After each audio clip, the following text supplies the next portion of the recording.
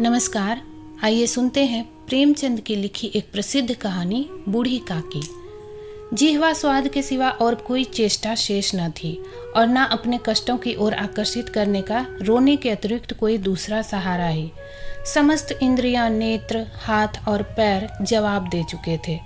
पृथ्वी पर पड़ी रहती और घर वाले कोई बात उनकी इच्छा के प्रतिकूल करते, भोजन का समय टल जाता या उसका परिमाण पूर्ण न होता अथवा बाजार से कोई वस्तु आती और न मिलती तो ये रोने लगती थी।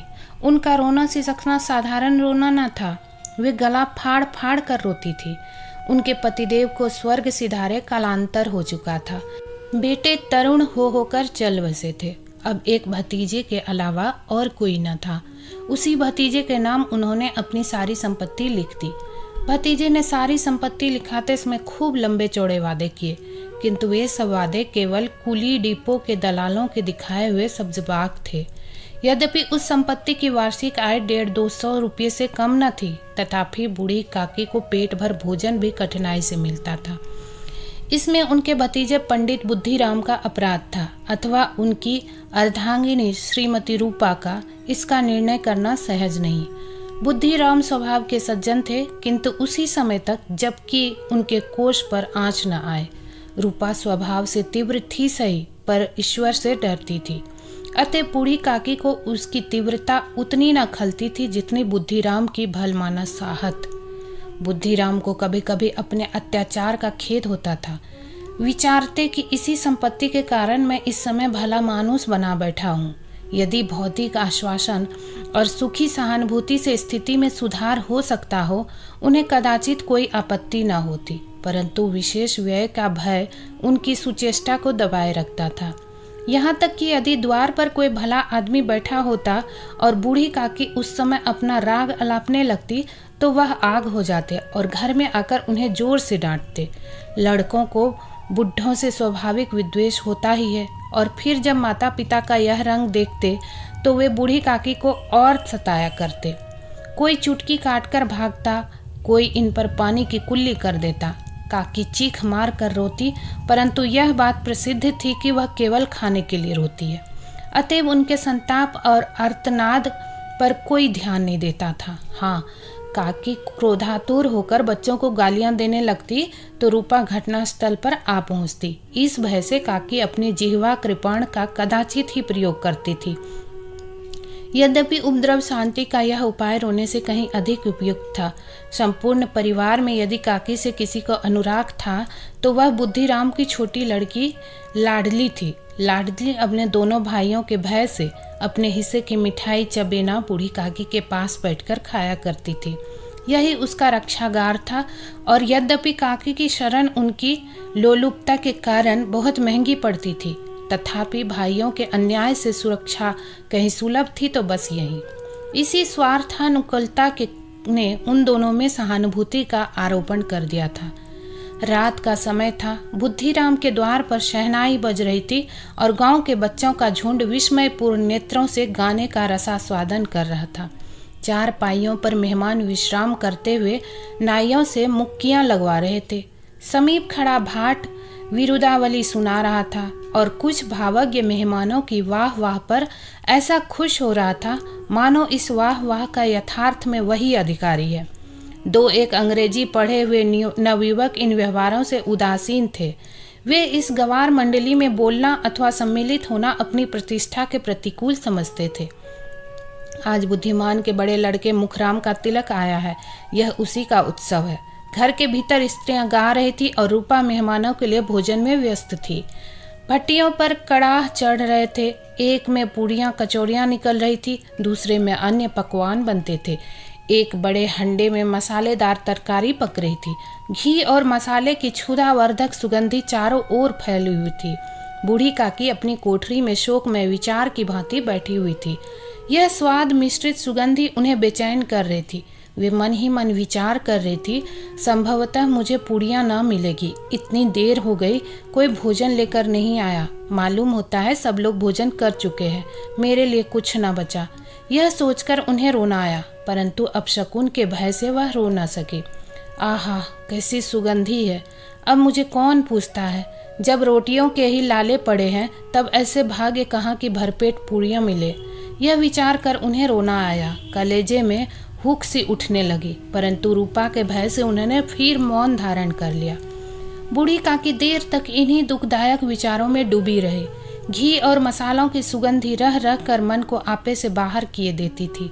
मुंह में पानी भर भर आता था। पूड़ियाँ का स्वाद स्मरण करके हृदय में गुदगुदी होने लगती थी। किसे पुकारो, आज लाडली बेटी भी नहीं आए। दोनों छोकरे सदा दिक दिया करते हैं, आज उनका भी कहीं पता नहीं। कुछ मालूम तो होता है कि क्या बन रहा है। बूढ़ी काकी की कल्पना में पूड़ियों की तस्वीर नाचने लगी। खूब लाल लाल, फूली फूली, नरम नरम होंगी। रूपा ने भली भांति भोजन किया होगा। कचौड़ियों में अजवाइन और इलायची की महक आ रही होगी। एक पूड़ी मिलती तो जरा हाथ में लेकर देखती, क्यों न चलकर कड़ाह के सामने ही बैठूं। पूड़ियाँ छन छन कर तैयार होंगी, कड़ाह से गरम गरम निकाल कर थाल में रखी जाती होंगी। फूल हम घर में भी सूंघ सकते हैं, परंतु वाटिका में कुछ और बात होती है। इस प्रकार निर्णय करके बूढ़ी काकी उकड़ू बैठकर हाथों के बल सरकती हुई बड़ी कठिनाई से चौखट से उतरी और धीरे धीरे रेंगती हुई कड़ाह के पास जा बैठी। यहाँ आने पर उतना ही धैर्य हुआ जितना भूखे कुत्ते को खाने वाले के सम्मुख बैठने में होता है। रूपा उस समय कार्यभार में उद्विग्न हो रही थी। कभी इस कोठे में जाती, कभी उस कोठे में, कभी कड़ाह के पास जाती, कभी भंडार में जाती। किसी ने बाहर से आकर कहा, महाराज ठंडई मांग रहे हैं। ठंडई देने लगी। इतने में फिर किसी ने आकर कहा, भाट आया है, उसे कुछ दे दो। भाट के लिए सीधा निकाल रही थी कि एक तीसरे आदमी ने आकर पूछा, अभी भोजन तैयार होने में कितना विलंब है, जरा ढोल मजीरा उतार दो। बेचारी अकेली स्त्री दौड़ते दौड़ते व्याकुल हो रही थी, झुंझलाती थी, कूदती थी, परंतु क्रोध प्रकट करने का अवसर न पाती थी। भय होता कहीं पड़ोसने यह न कहने लगे कि इतने में उबल पड़ी। प्यास से स्वयं कंठ सूख रहा था, गर्मी के मारे फूकी जाती थी, परंतु इतना अवकाश न था कि जरा पानी पी ले अथवा पंखा लेकर झले। यह भी खटका था कि जरा आंख हटी और चीजों की लूट मची। इस अवस्था में उसने बूढ़ी काकी को कड़ाह के पास बैठी देखा तो जल गई। क्रोध न रुक सका। इसका भी ध्यान न रहा कि पड़ोसी ने बैठी हुई मन में क्या कहेंगी। पुरुषों में लोग सुनेंगे तो क्या कहेंगे। जिस प्रकार मेढक केचुए पर झपटता है, उसी प्रकार वह बूढ़ी काकी पर झपटी और उन्हें दोनों हाथों से झटक कर बोली, ऐसे पेट में आग लगे। पेट है या भाड़? कोठरी में बैठते हुए क्या दम घुटता था? अभी मेहमानों ने नहीं खाया, भगवान को भोग नहीं लगा, तब तक धैर्य न हो सका। आकर छाती पर सवार हो गई। जल जाए ऐसी जीभ। दिन भर खाती ना होती तो जाने किसकी हांडी में मुंह डालती। गांव देखेगा तो क्या कहेगा कि बुढ़िया भरपेट खाने को नहीं पाती, तभी तो इस तरह मुंह बहाए फिरती है। डाइन न मरे न माचा छोड़ी, नाम बेचने पर लगी है, नाक कटवा कर दम लेगी। इतनी ठूसती है, न जाने कहाँ भस्म हो जाता है। भला चाहती हो तो जाकर कोठरी में बैठो, जब घर के लोग खाने लगेंगे तब तुम्हें भी मिलेगा। तुम कोई देवी नहीं हो कि चाहे किसी के मुंह में पानी ना जाए, परंतु तुम्हारी पूजा पहले ही हो जाए। बूढ़ी काकी ने सिर उठाया, ना रोई ना बोली, चुपचाप रेंगती हुई अपनी कोठरी में चली गई। आवाज ऐसी कठोर थी कि हृदय और मस्तिष्क की संपूर्ण शक्तियां, संपूर्ण विचार और संपूर्ण भार उसी ओर आकर्षित हो गए थे। नदी में जब कगार का कोई वृहद खंड कटकर गिरता है तो आसपास का जल समूह चारों ओर से उसी स्थान को पूरा करने के लिए दौड़ता है। भोजन तैयार हो गया है। आंगन में पत्तलें पड़ गई। मेहमान खाने लगे। स्त्रियों ने जीवनार गीत गाना आरंभ कर दिया। मेहमानों ने नाई और सेवक गण भी उसी मंडली के साथ किंतु हटकर भोजन करने बैठे, परंतु सभ्यता अनुसार जब तक सबके सब खा न चुके कोई उठ नहीं सकता था। दो एक मेहमान जो कुछ पढ़े लिखे थे, सेवकों के दीर्घाहार पर झुंझला रहे थे। वे इस बंधन को व्यर्थ और बेकार की बात समझते थे। बूढ़ी काकी अपनी कोठरी में जाकर पश्चाताप कर रही थी कि मैं कहाँ से कहाँ आ गई। उन्हें रूपा पर क्रोध नहीं था, अपनी जल्दबाजी पर दुख था। सच ही तो है, जब तक मेहमान लोग भोजन ना कर चुकेंगे घर वाले कैसे खाएंगे। मुझसे इतनी देर भी ना रहा गया, सबके सामने पानी उतर गया। अब जब तक कोई बुलाने नहीं आएगा ना जाऊंगी। मन ही मन इस प्रकार का विचार कर वह बुलाने की प्रतीक्षा करने लगी, परंतु घी की रुचिकर सुवास बड़ी धैर्य परीक्षक प्रतीत हो रही थी। उन्हें एक एक पल एक एक युग के समान मालूम होता था। अब पत्तल बिछ गई होगी, अब मेहमान आ गए होंगे, लोग हाथ पैर धो रहे हैं, नाई पानी दे रहा है, मालूम होता है लोग खाने बैठ गए, जेवनार गाया जा रहा है। यह विचार कर वह मन को बहलाने के लिए लेट गई। धीरे धीरे एक गीत गुनगुनाने लगी। उन्हें मालूम हुआ कि मुझे गाते देर हो गई। क्या इतनी देर तक लोग भोजन कर ही रहे होंगे? किसी की आवाज़ सुनाई नहीं देती। अवश्य ही लोग खा पी कर चले गए। मुझे कोई बुलाने नहीं आया है। रूपा चिढ़ गई है, क्या जाने ना बुलाए। सोचती हूँ कि आप ही आवेगी। वह कोई मेहमान तो नहीं जो उन्हें बुलाऊं। बूढ़ी काकी चलने को तैयार हुई। यह विश्वास कि 1 मिनट में पुड़ियाँ और मसालेदार तरकारियाँ सामने आएगी उनकी स्वादेंद्रियों को गुदगुदाने लगा। उन्होंने मन में तरह तरह के मंसूबे बांधे। पहले तरकारी से पूरियाँ खाऊंगी, फिर दही और शक्कर से कचौरियाँ रायते के साथ मज़ेदार मालूम होंगी। चाहे कोई बुरा माने चाहे भला, मैं तो मांग मांग कर खाऊंगी। यही न लोग कहेंगे कि इन्हें विचार नहीं। कहा करे, इतने दिन में बाद पुड़ियाँ मिल रही है तो मुंह जूठा करके थोड़े ही उठ जाऊंगी। वह उकड़ू बैठकर सरकते हुए आंगन में आए। परंतु हाय दुर्भाग्य, अभिलाषा ने अपने पुराने स्वभाव के अनुसार समय की मिथ्या कल्पना की थी। मेहमान मंडली अभी बैठी हुई थी। कोई खाकर उंगलियां चाटता था, कोई तिरछे नेत्रों से देखता था कि और लोग अभी खा रहे हैं या नहीं। कोई इस चिंता में था कि पत्तल पर पूड़ियाँ छूटी जाती है, किसी तरह इन्हें भीतर रख लेता। कोई दही खाकर चटकारता था, परंतु दूसरा दोना मांगते संकोच करता था कि इतने में बूढ़ी काकी रेंगती हुई उनके बीच में आ पहुंची। कई आदमी चौंक कर उठ खड़े हुए, पुकारने लगे, अरे यह बुढ़िया कौन है? यह कहाँ से आ रही गई? देखो किसी को छूने न दो। पंडित बुद्धिराम काकी को देखते ही क्रोध से तिलमिला गए। पूड़ियों का थाल लिए खड़े थे। थाल को जमीन पर पटक दिया और जिस प्रकार निर्दयी महाजन अपने किसी बेईमान और भगोड़े कर्जदार को देखते ही उसका टेंटुआ पकड़ लेता है, उसी तरह लपक कर उन्होंने काकी के दोनों हाथ पकड़े और घसीटते हुए लाकर उन्हें अंधेरी कोठरी में धम से पटक दिया। आशा रूपी वाटिका लू के एक झोंके में विनष्ट हो गई। मेहमानों ने भोजन किया, घर वालों ने भोजन किया, बाजे वाले, धोबी, चमार भी भोजन कर चुके, परंतु बूढ़ी काकी को किसी ने ना पूछा। बुद्धिराम और रूपा दोनों ही बूढ़ी काकी को उनकी निर्लजता के लिए दंड देने का निश्चय कर चुके थे। उनके बुढ़ापे पर, दीनता पर, हदज्ञान पर किसी को करुणा न आई थी। अकेली लाडली उनके लिए कूढ़ रही थी। लाडली को काकी से अत्यंत प्रेम था। बेचारी भोली लड़की थी, बाल विनोद और चंचलता की उसमें गंध तक न थी। दोनों बार जब उसके माता पिता ने काकी को निर्दयता से घसीटता तो लाडली का हृदय ऐंठ कर रह जाता। वह झुंझला रही थी कि हम लोग काकी को क्यों वह बहुत सी पूरियां नहीं देते। क्या मेहमान सबकी सब खा जाएंगे? और यदि काकी ने मेहमानों से पहले खा लिया तो क्या बिगड़ जाएगा? वह काकी के पास जाकर उन्हें धैर्य देना चाहती थी, परंतु माता के भय से न जाती थी। उसने अपने हिस्से की पूरियां बिल्कुल न खाई थी, अपनी गुड़िया की पिटारी में बंद कर रखी थी। उन पूरियों को काकी के पास ले जाना चाहती थी। उसका हृदय अधीर हो रहा था। बूढ़ी काकी मेरी बात सुनते ही उठ बैठेंगी, पूरियां देखकर कैसी प्रसन्न होगी, मुझे खूब प्यार करेंगी। रात को 11 बज गए थे। रूपा आंगन में पड़ी सो रही थी। लाडली की आंखों में नींद न आती थी। काकी को पूरियां खिलाने की खुशी उसे सोने न देती थी। उसने गुड़िया की पिटारी सामने रखी थी। जब विश्वास हो गया कि अम्मा सो रही है तो वह चुपके से उठी और विचारने लगी, कैसे चलूं? चारों ओर अंधेरा था, केवल चूल्हों में आग चमक रही थी और चूल्हों के पास एक कुत्ता लेटा हुआ था। लाडली की दृष्टि सामने वाले नीम पर गई। उसे मालूम हुआ कि उस पर हनुमान जी बैठे हुए हैं। उनकी पूंछ, उनकी गदा वह स्पष्ट दिखलाई दे रही है। मारे भय के उसने आंखें बंद कर ली। इतने में कुत्ता उठ बैठा। लाडली को ढाढ़स हुआ। कई सोए हुए मनुष्यों के बदले एक भागता हुआ कुत्ता उसके लिए अधिक धैर्य का कारण हुआ। उसने पिटारी उठाई और बूढ़ी काकी की कोठरी की ओर चली। बूढ़ी काकी को केवल इतना स्मरण था कि किसी ने मेरे हाथ पकड़कर घसीटे। फिर ऐसा मालूम हुआ कि जैसे कोई पहाड़ पर उड़ाए लिए जाता है। उनके पैर बार बार पत्थरों से टकराए, तब किसी ने उन्हें पहाड़ पर से पटका। वे मूर्छित हो गए। जब वे सचेत हुई तो किसी की जरा भी आहट न मिलती थी। समझी कि सब लोग खा पीकर सो गए और उनके साथ मेरी तकदीर भी सो गई। रात कैसे कटेगी?